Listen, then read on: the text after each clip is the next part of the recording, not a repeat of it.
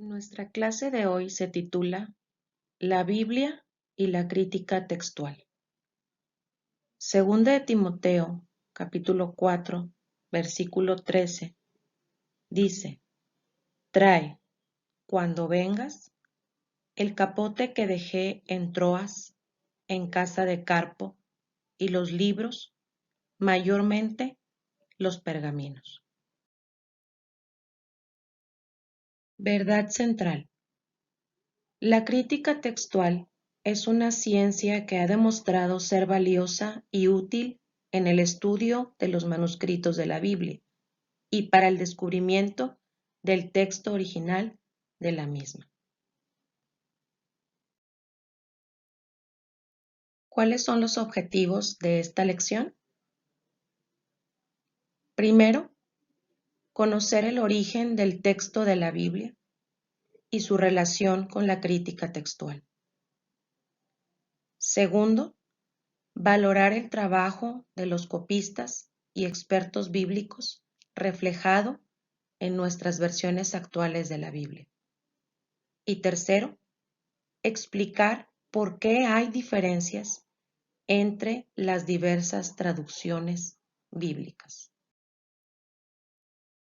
Existen miles de manuscritos del Nuevo Testamento y un buen número de los escritos del Antiguo Testamento.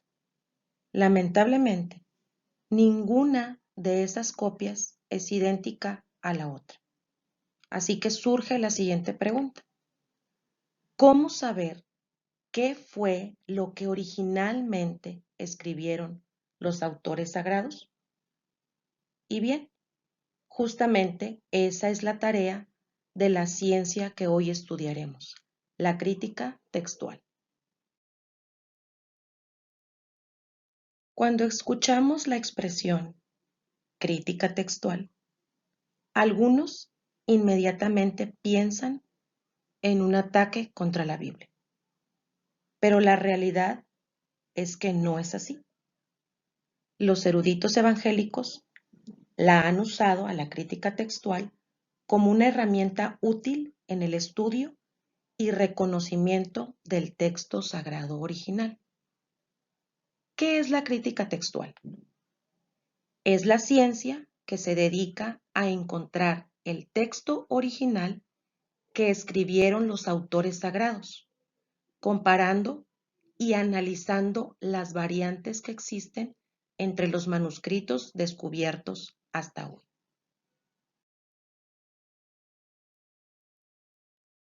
Para conocer cómo es que surgió el texto bíblico, es importante hacer un recuento histórico. Primero, surge a través de la transmisión oral. Jesús impartió verbalmente las lecciones que sus discípulos necesitaban aprender. Luego, el maestro les ordenó a ellos predicar y enseñar esa verdad a todo el mundo. Los apóstoles se dedicaron a esa noble tarea y así se fue transmitiendo el mensaje de Jesús de manera oral. Después surgen los escritos originales. Con el paso del tiempo, los discípulos comenzaron a plasmar por escrito las revelaciones que habían recibido. Segunda de Pedro, capítulo 1, versículo 15, dice: También yo procuraré con diligencia que después de mi partida vosotros podáis en todo momento tener memoria de estas cosas. Poco a poco se fueron aumentando los escritos hasta llegar a componer lo que es el Nuevo Testamento. Luego, cuando los apóstoles murieron, a la iglesia solo le quedaron los escritos apostólicos. Estos escritos originales se conocen como autógrafos, que son documentos escritos totalmente a mano por su autor. Después de los escritos originales surgen las copias. Debido a que los escritos originales comenzaron a deteriorarse, unas décadas después de que se escribiera el último libro del canon, que es Apocalipsis, comenzaron a circular copias de los escritos juaninos. Y después de las copias, nacen las familias textuales, que en pocas palabras son copias de las copias. A medida que los creyentes se esparcieron por el Imperio Romano, se comenzaron a establecer en regiones donde el cristianismo creció. Durante todo ese proceso, se elaboraron copias de los escritos bíblicos. A estas copias le siguieron otras copias y a estas otras más. Los expertos han identificado los manuscritos de acuerdo a la región en donde se descubrieron y los han clasificado en familias textuales. Y tenemos 3 familias textuales. La primera es la alejandrina, que son manuscritos encontrados en el norte de África.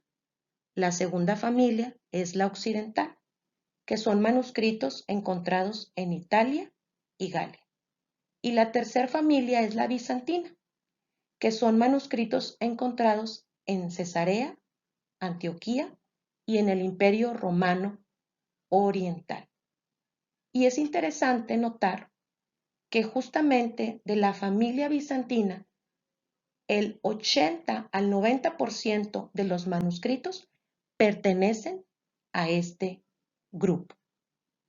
Después de las familias textuales, comienzan a surgir los cambios en los manuscritos. Era inevitable que se cometieran errores en los escritos sagrados al elaborar las copias.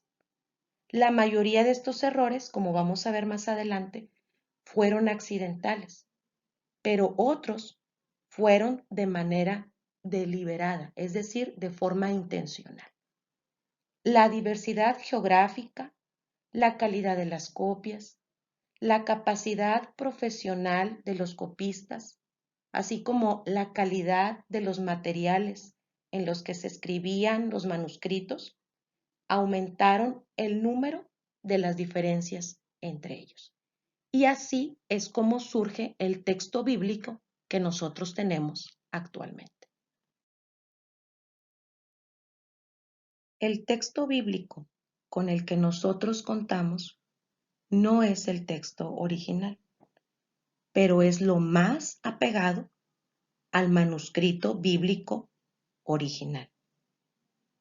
Los escritos originales del Nuevo Testamento ya no existen.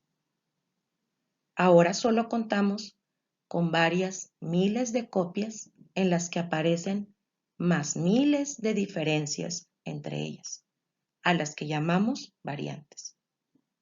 Y la tarea de la crítica textual consiste en analizar todas estas variantes que han surgido con el paso de las décadas para tratar de llegar al texto original. ¿Cuáles eran los materiales de los que estaban hechos los manuscritos originales? De papiro y pergamino. El papiro es el material más común y provenía de un árbol llamado papyrus, proveniente de Egipto. El pergamino era fabricado con pieles de animales. Incluso había un pergamino llamado vitela que estaba hecho de pieles de animales no natos, es decir, que aún no habían nacido. Y este tipo de pergaminos, llamado vitela, eran los más valiosos y eran incluso más resistentes que el papiro. ¿Cuáles fueron los errores que se introdujeron a las copias de los manuscritos originales? Los escribas que copiaron el Antiguo Testamento tenían normas muy estrictas y por ello el Antiguo Testamento tiene muy pocos errores. En cambio, aquellos que se dieron a la tarea de copiar el Nuevo Testamento no tuvieron el mismo control con relación a sus normas y como resultado se comenzaron a introducir errores y cambios, que como mencioné anteriormente, algunos de estos errores fueron intencionales y otros no. Entre los errores no intencionales hay dos tipos. Los errores de vista, que fueron omisiones o repeticiones hechas por los copistas de una o varias palabras, incluso repetición de renglones u omisión de renglones, el confundir una palabra o letra por otra. Y el segundo es un error de oído. Algunos copistas escribieron los manuscritos al dictado y en ocasiones confundieron una palabra por otra. Y aunque hubo errores no intencionales, también hubo cambios intencionales. Sin embargo, estos cambios fueron introducidos con la idea de mejorar el texto bíblico que se copiaba. Ningún cambio textual se hizo con la intención de contaminar el manuscrito original o con la idea de introducir doctrinas.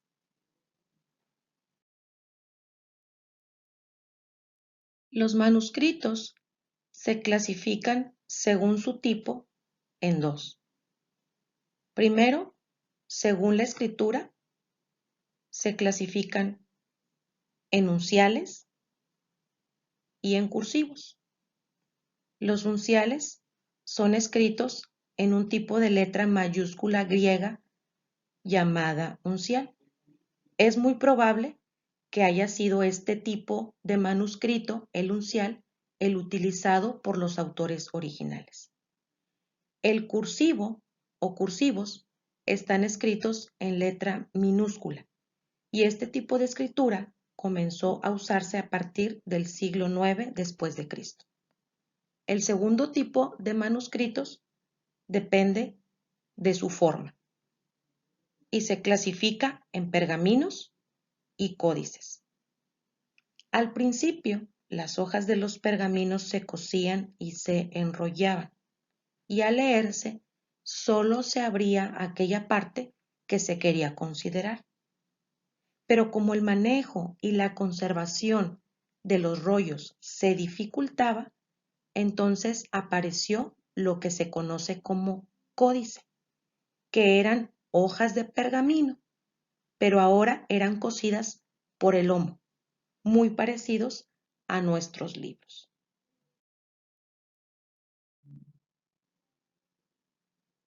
El aparato crítico. ¿En qué consiste este término? Vamos a explicarlo para tener mayor claridad de lo que esto significa. El aparato crítico contiene la información de los manuscritos bíblicos, es decir, la forma de su escritura, si es uncial o cursivo, el material del que está hecho, si está hecho de papiro o de pergamino, la autoridad que se le ha dado a ese manuscrito y además el nombre que se le da y un número. Y este aparato crítico aparece en algunas ediciones del Nuevo Testamento en griego.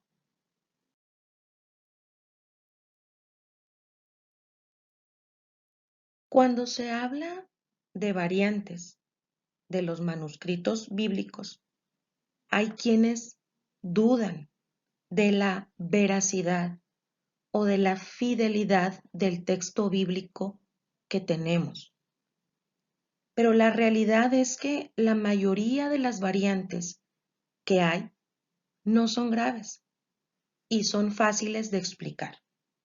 Además, ninguna de las variantes que existen de los manuscritos originales, ninguno de ellos afecta alguna doctrina importante.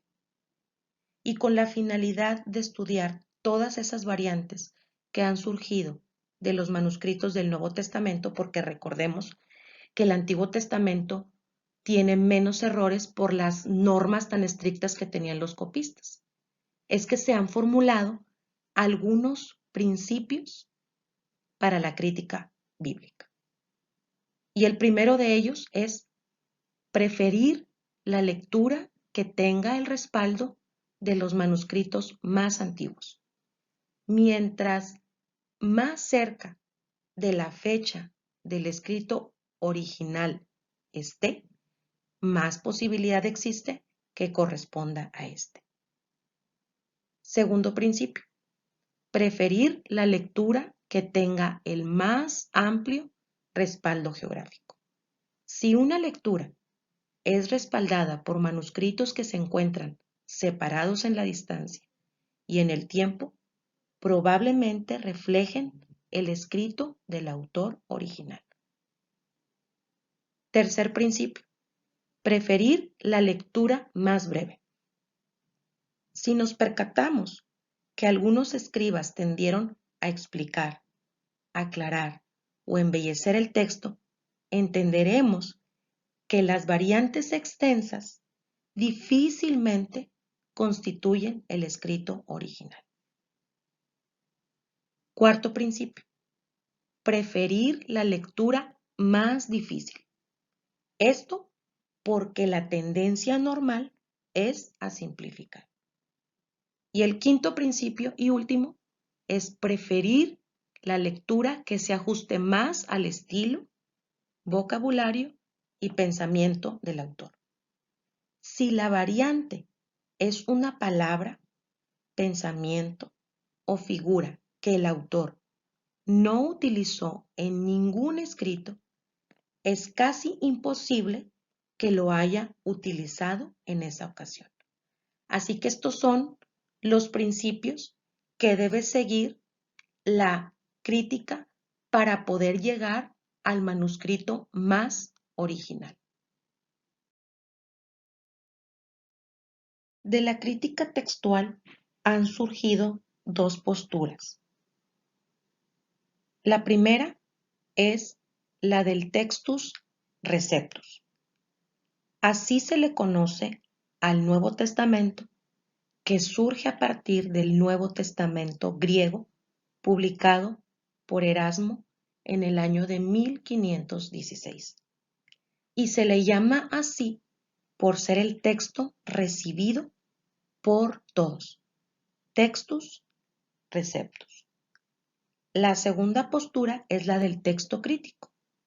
Esta escuela da más valor a los manuscritos antiguos y especialmente a los códices. Para concluir, la crítica textual es una herramienta útil en el estudio de la Biblia en su lengua original para descubrir el texto original. Así que en ninguna manera cuando escuchemos este término crítica textual pensemos en algo negativo. Al contrario, ha sido una herramienta muy útil para poder llegar a los manuscritos originales. La versión más usada por nosotros es la Reina Valera, revisada versión 1960. Y esta versión pertenece al Textus Receptus del que hemos hablado anteriormente.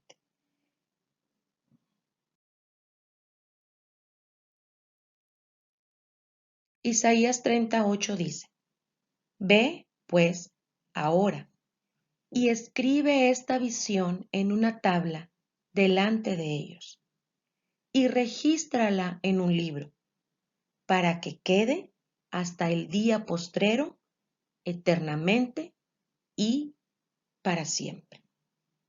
Así que, en resumen, hemos hablado de la crítica textual y la Biblia, y podemos decir que en un inicio se dio de manera oral a través de las enseñanzas de Jesús a sus discípulos, pero finalmente se cumple lo que Isaías dice en este pasaje.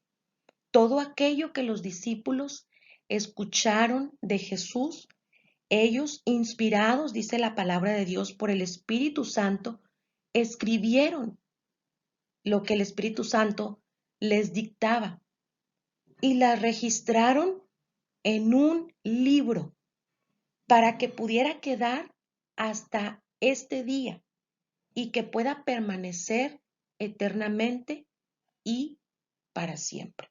Y aunque con el paso de las décadas han surgido modificaciones y tenemos variantes de los escritos originales, eso no significa y no debe hacernos dudar de que tenemos en nuestras manos la palabra profética más segura, a la cual hacemos usted y yo muy bien en estar firmes.